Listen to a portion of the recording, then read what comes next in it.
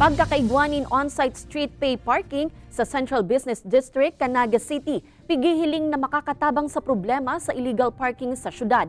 Propwestong on-site street pay parking, paborable daw sa mga motorista. Aramon tayan sa report ni Jessica Calinog. Haloy ng problema sa syudad ni Naga ang mga lunadan na basta sanang nakaparada sa gilid kan mga tinampo. Minsan nakabagat pa sa mga agihan. Kaya nasa proseso na ngunyan ang sangguniang panlungsod kan syudad ni Naga sa pagdangog kan ordinansa dapit sa on-site street pay parking. Kabali sa pagtutukar pa asin piga-identifikar ang mga parking slot sa laog kan Old Business District na enot nang iimplementaran kaini.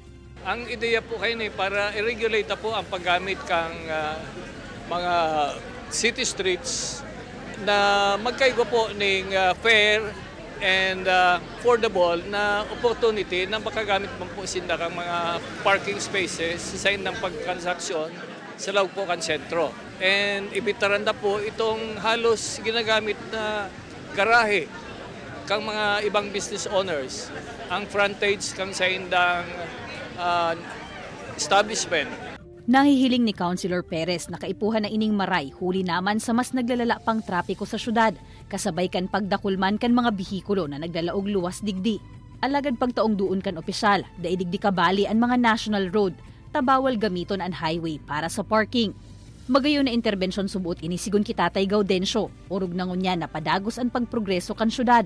Alagad ang sa iyang suhestyon. Paghanap ng lugar, dapat talaga itong parking building. Kung di lang maasa sa gilid, ay kung may mga rush hour na po yan, ma-traffic. Pero kung may nang malalaga na mapaparkingan talaga, maobligar. Sa presente, pigaadalan pa kan lokal na gobyerno ang mga dapat na nakapalaman sa ordinansa, nganing masyerto na mabebenepisyaran kaini ang gabos na imbueltong lado. Kaibanan si Carlo Abunita, Jessica Calinog, Balitang Bicolandia.